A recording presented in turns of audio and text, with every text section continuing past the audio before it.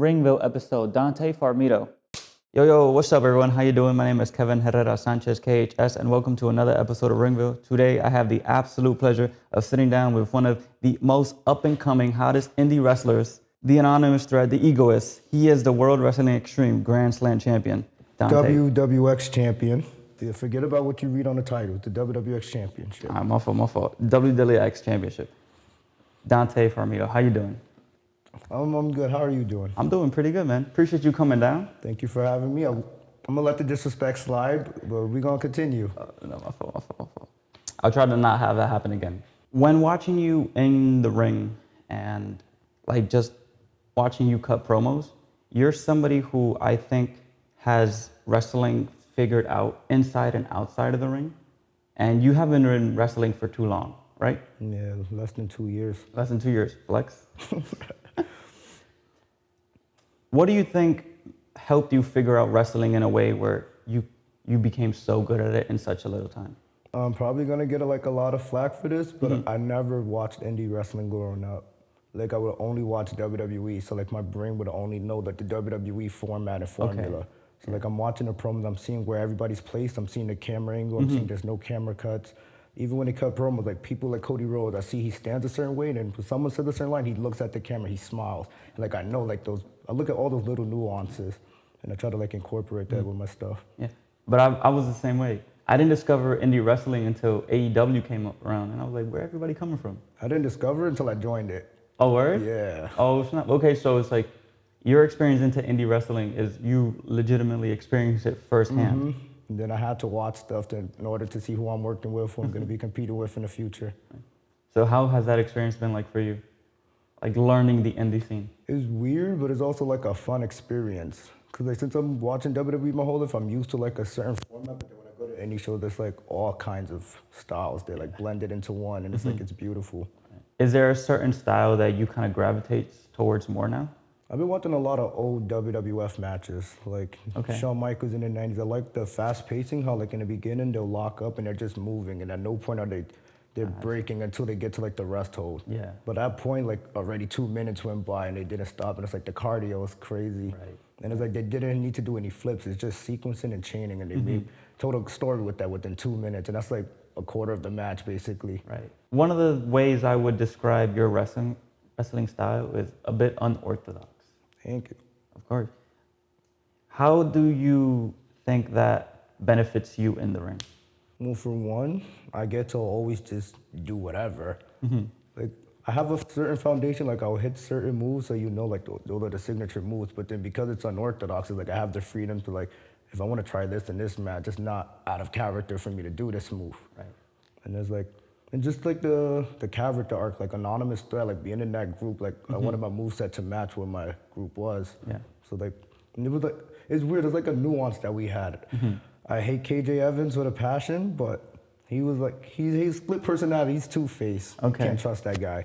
And then we had Tarzan in our group, and Tarzan was the silent killer. So KJ's anonymous because you don't know if he's happy one day or he's upset this day. Tarzan is the silent one. So I'm how can I be anonymous? So I'll be the one that's doing everything so you don't know what to expect. Oh, so you incorporated the anonymous aspect into your wrestling. Exactly. Gotcha. Was there anybody you were maybe watching or studying to develop that style? Definitely Tarzan and KJ. Yeah? Yeah. Well, what about their style of wrestling?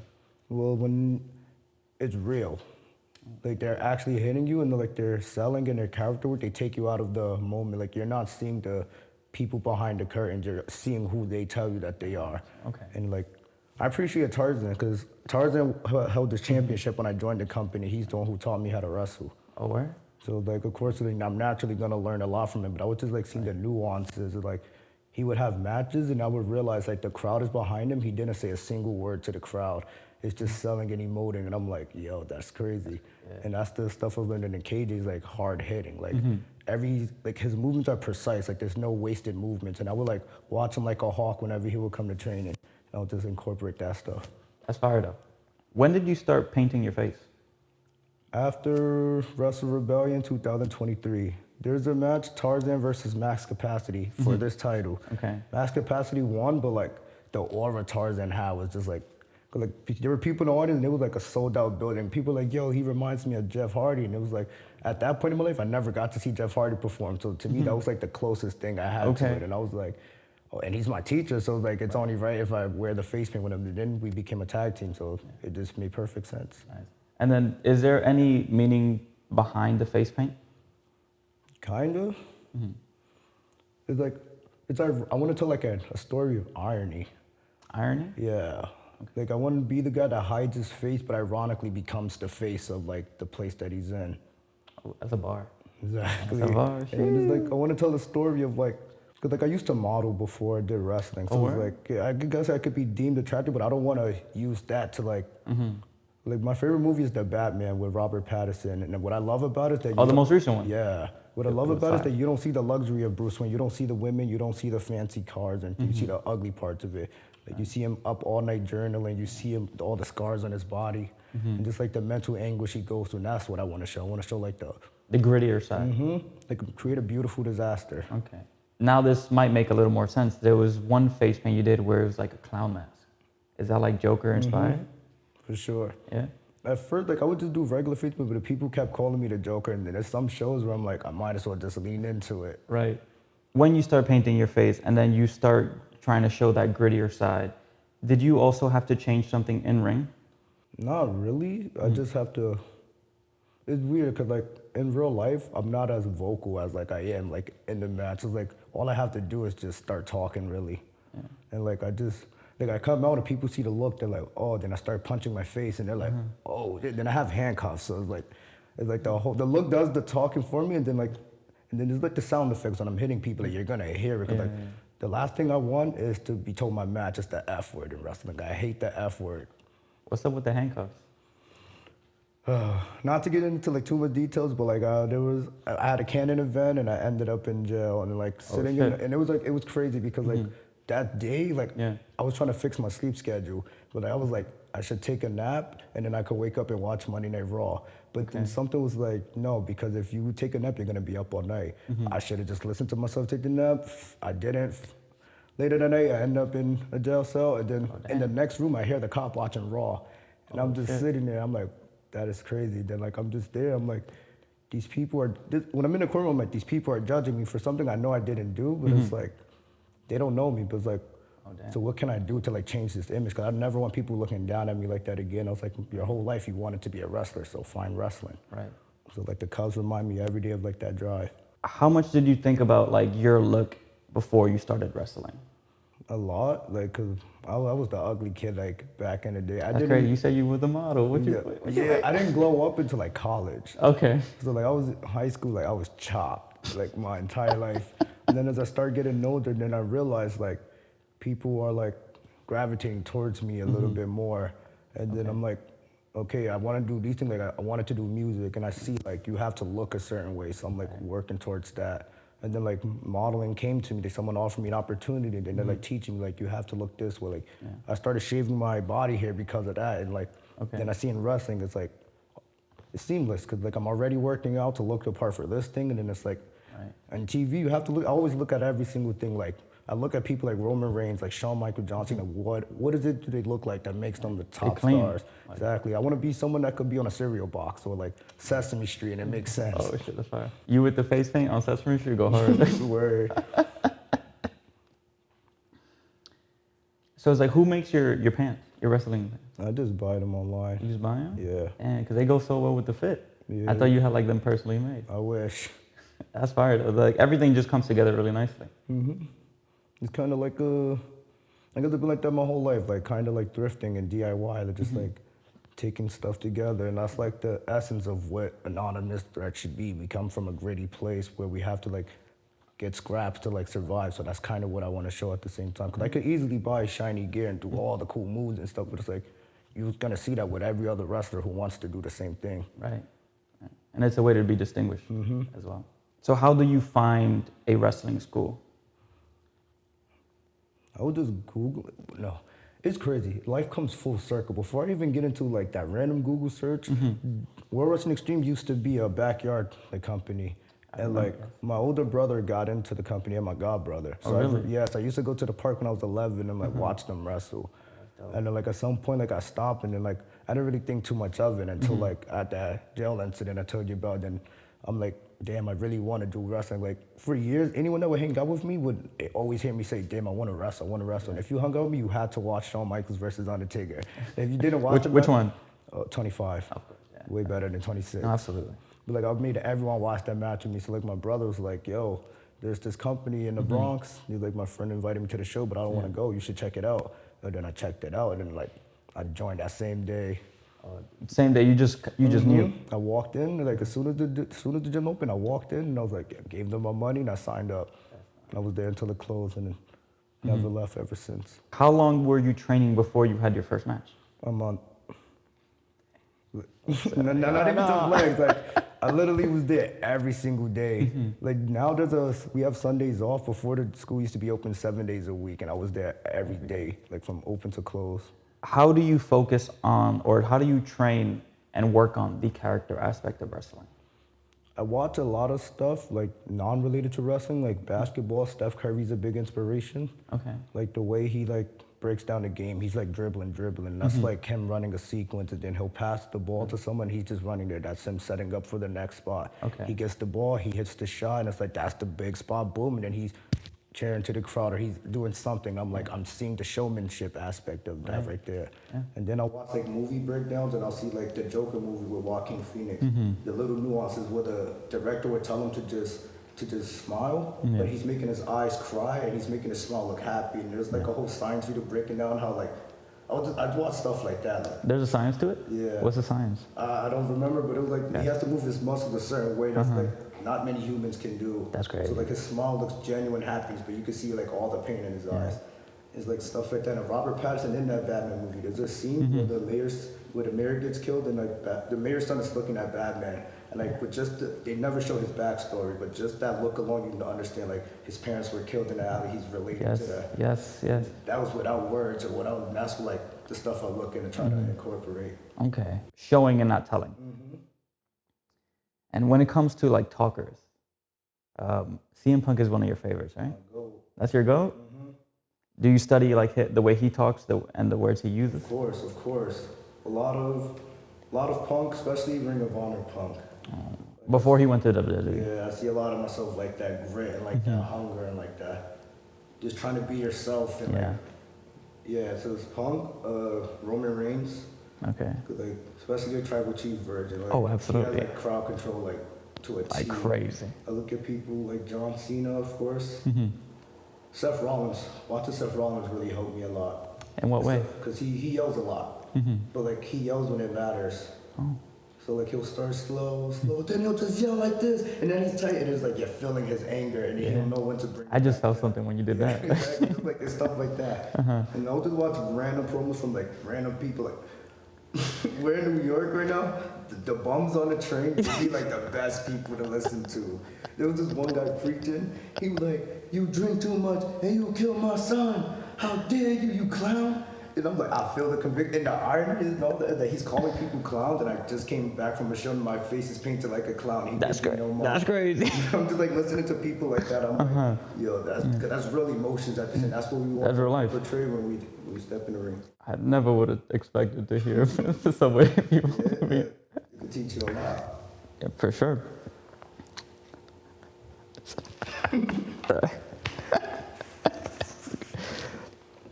When finding WWX, how much did that school help you?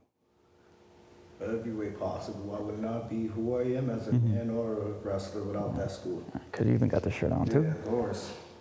The WWX champion. I got to do this stuff. Yeah, no, absolutely. And but yeah, tremendous like confidence, of course. Like I've gotten to a place where I'm able to like speak up for myself, and that was like a big thing. Like I'm able to like stand on business now. Yeah. Confident in what I can do. I have friends that support me. I have like the owners, they're like parents to me, they look out for me. So like I have a family feeling that I never had before wrestling. Right. And that's just like the person that's like in wrestling alone, but that's like one of the only schools that's like sports entertainment focused. It's not like just wrestling. Yeah, like this show you have this guy and this guy and this guy, but there's no build up towards it. Like we actually have to tell like the consecutive story. Right, because I always see, especially the students, they're always posting like promos online. And I believe there's like weekly and then also monthly shows, Yeah, right? we have two house shows, and then we have the pay-per-views at the end. All right. And it's like, that school reminds me of anime.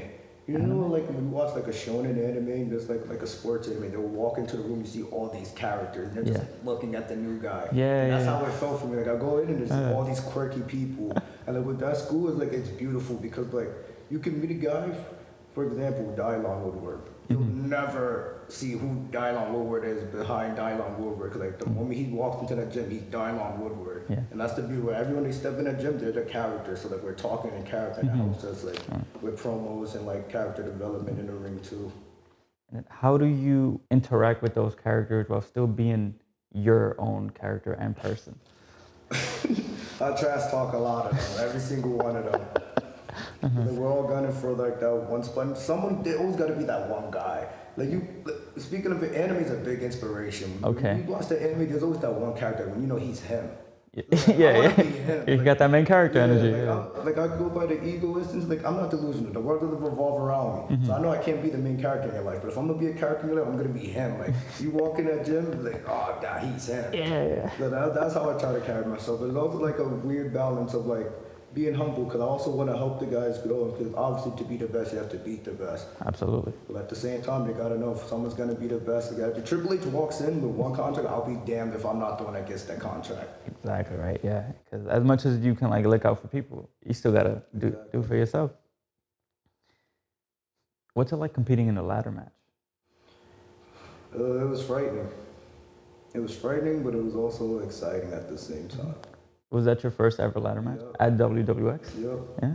And I retained. Yeah, of course. I hope you're watching, Kamarthi, from my city. But yeah, it was insane. Thankfully, it wasn't as bad as it was because I had hope. It was a lumberjack match style too. It was his challenge. He stupidly challenged me, knowing that he turned his back on everyone. So I didn't really have to go through that much. It was another day in the office. For him, it sucks. But Yeah. And then, did you do anything differently to prepare for that match? yep. I'm an egoist, so you would think I want the spotlight all to myself, but I did the one thing Kamarthi can never do, and I took the step back. I put the spotlight on everyone else, and I let everyone else shine, one as a team. Nice. And he would have never expected Exactly, that he's the reason why we're in this mess to begin with. Selfish. that. What was the worst bump you took in that match? Oh, so he was climbing up the ladder to retrieve the belt. I set up another ladder and I stand on top of it, and I'm trying to go for like a cutter or something, but then he hits me and then he throws us both off the ladder. And then like, I don't know what I hit my head on, but on the way down I hit my head on something. Oh damn! But you were good. Yeah, thankfully. Yeah. Oh, for that sucks to hear. Yeah. Are there other stipulation matches that you would like to be a part of? Of course. Elimination Chamber, Okay. Money in the Bank, that's a ladder match, but yeah. Any stipulation, except not a death match. Nah. I'm not a fan of death. You're not a deathmatch homie. Yeah. That's fair. Like sometimes it's a little too much, you know. It depends on what you like. You know, like I want to make sure like I can. Yeah. The model face, you know the model. Yeah. Not to like be like big headed or anything, but like I said, I want to be in the cereal boxes. I can't be in the cereal boxes. I already have scars. Listen, I could cover it with makeup. But Nah, absolutely. I don't have that intent. Yeah, that's you. What's your favorite CM Punk promo? My favorite one is the promo he cut on Raven. And he Raven? was talking about he was born from the poisons of their society. And it was that pro. Oh man, it was powerful. He had the bloody face and he had so much conviction. And he was talking about how his father used to come home smelling like booze and cigarettes, and he thought it was normal. And then he realized that he's like, I hate you for everything you are. And that's the original. To become a monster, you have to. To destroy the monster of the world, you have to become a monster. And it was like that one right there. And he was like, this is straight edge. And I was a kid and I heard that it struck a chord. It did? I was like, that was my guy ever since. Yeah, it's like you just held on. Nice. What are some goals that you would like to hit in the future? WWE. Yeah? That's always been the dream. WWE. I can't really see myself anywhere else. I'll do it if like to get there, but like I don't mind being a journeyman if I have to, but I know the young goal is WWE. Okay. Nice. Dream match in WWE? Sheamus. Sheamus? Yes. Oh, you want to get beat up. Like. Exactly. He's hard hitting and it's like he's consistent. When he goes up there, you know you're gonna get a great match. And Sheamus, to me, he's the epitome of less is more. He doesn't need to do the Canadian destroyers and all this extra flippy stuff. And he can still have a great match. Right. That's good. Yeah. Less is more. That is true about Sheamus. What are some of your proudest accomplishments in your career? This is probably the proudest because, like I said, Tarzan was the person who taught me how to wrestle. He was the Grand Slam champion. I'm the WWX champion because I made it that. But yeah, he was the Grand Slam champion. So definitely this one because that was like full circle. Like I honored him in a way. Right. It shows like his influence like actually holds weight. Yeah. Besides that, just being able to wrestle in general. Like, each match I go out there, whether I win or lose, it doesn't really matter, belt or no belt. It's like just like having bangers. Like there's a Wrestle Rebellion last year. Like Moose was main eventing. Right. So it's like, as me, I always try to go for match of the night. So there's that pressure of like, damn, I have to compete against Moose. And then I had a great match. I had a banger. Like people are coming up to us like, yo, that match was amazing. And it's like I was able to show like less than 2 years in, I can hang with people like that. Right. If he's not good. saying I can hang, but No. Talk your shit. Like less than 2 years and he can hang. Right. I'm not saying I can hang necessarily because obviously there's still a lot to learn. But like I was able to put on a good match on the same show with a star of that caliber. Absolutely. And then like another accomplishment, getting the attention of Rhett Titus. I won't go into that too much, but he's seeking this for a reason. So like definitely that. Just the people I've met along the way, my partner, my partner in crime, getting to see people I never thought I'd get to see like without a TV screen. I got to see Jeff Hardy live and like that's crazy. And just like being able to like be there and like go to MLW and like be on MLW with Alex Kane. Thank you, Alex Kane.